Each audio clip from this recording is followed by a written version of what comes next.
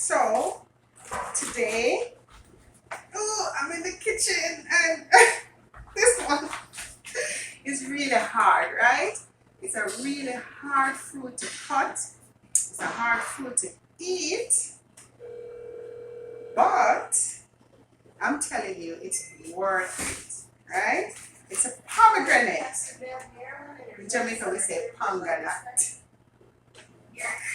Look at that red. Oh my goodness. My goodness. The most brilliant red I've Yum. seen in a pomegranate, right? So I'm making a mess here. My husband laughed at me yesterday because I said, "This is an exotic fruit." And he said, "Louise, these grow at great size." But I said to him, "That's why it's exotic. You know, it gets the best nutrients. You find them growing wild sometimes by rivers, sometimes, just by the roadside, by the cliff sides, but they are rich. Actually, this is one of the many fruits, or few, let me say, this is one of the few fruits that are actually recorded in the Bible.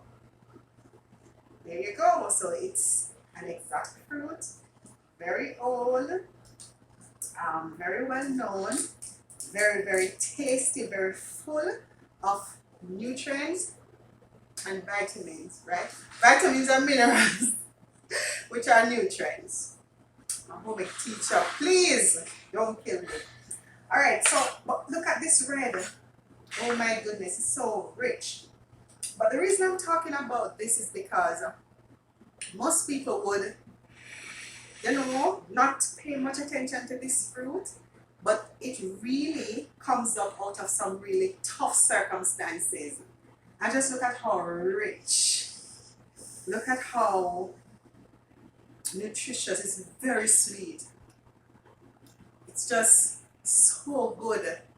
And it's coming out of one of the toughest circumstances. Actually, I believe that's why the skin of it is so hard, because it's coming out of really tough circumstances, but it's worth the wait, and it's worth cutting, going on the inside and enjoying all this goodness.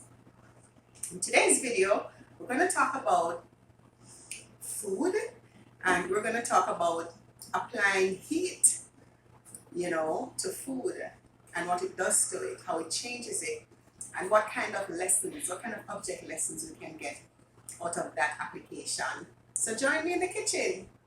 See you there. Hi guys, how are you today? Well, today I'm in the kitchen. I'm cooking up some stew and it smells so good.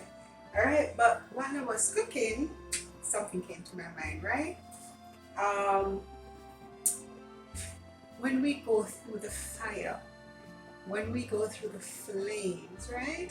When the fire is applied to whatever it is that we're cooking, it changes it, right? So I had 3 different types of peas in here. I had some garbanzos, I had some pinto beans or kidney beans, and I had some beans, some lima beans, right? And they all reacted differently to the water, to the fire that was applied to them. So for instance, the lima beans, they were cooked in a shorter space of time than the kidney beans, right? And the garbanzos were actually kind of ready done. They were in a can, so in 2 tools they were done, right? And then I thought of this story I once heard about this young lady who was so upset, and her father taught her this object lesson about the egg, the potato, and the coffee, right? So her father put eggs and potatoes to boil, and he asked her to just tell him what she observed about it. Now, she said, it's just egg and it's just potato. But he said, no, look closer. Because if you look, the water that is applied with the heat to the egg, it hardens the shell and it hardens the egg. It makes the egg hard. That soft, very delicate egg that it's so easy to break. The hot water hardens it. He said, no, look closer. Look at the potato. What do you notice about the potato? She started to get more interesting now. So she looked at the potato, she felt it, and she said, it softened the potato. He said, yes.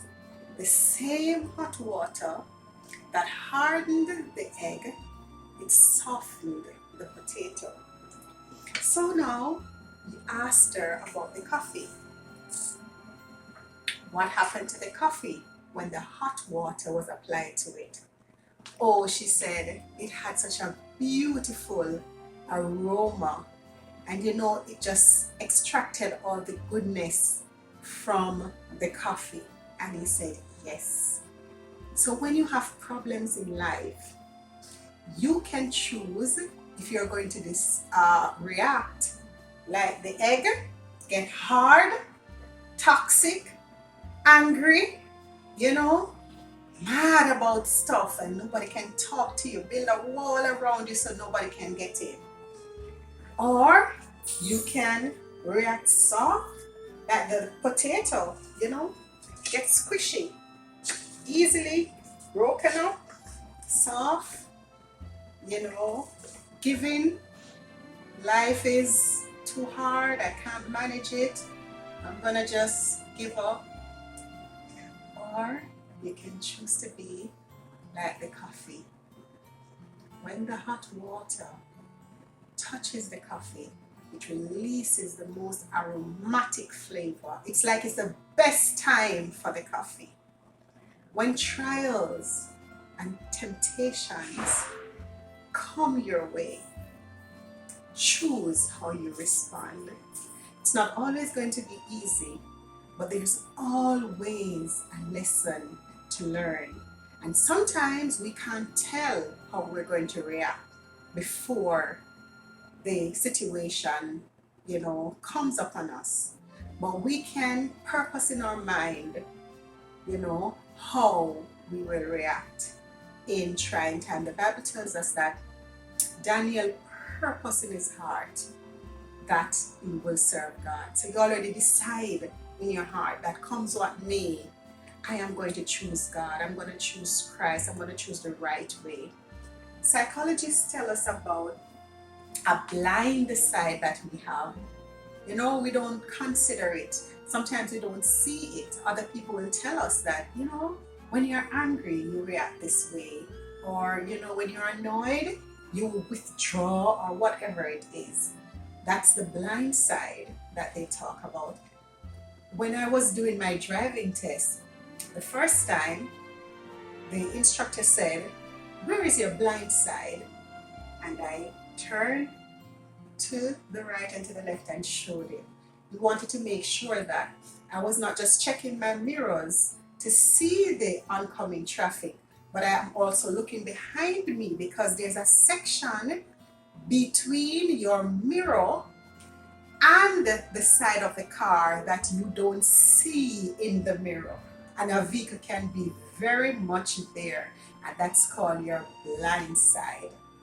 Are you aware of your blind side? Are you asking, family members, friends to tell you, give you feedback on, attitudes and behaviors, habits that you have, and, ways to improve yourself? And are you willing to accept that feedback? So the purpose of this post is just to remind you to think about, how you react when those challenging times come, and sometimes we don't know how we react, but because we choose the better part and we choose to think about, what we're gonna say, how we're gonna say it, what we're gonna sound like, who we're gonna represent, most likely the better part of us will come out, like the coffee. Have a good day.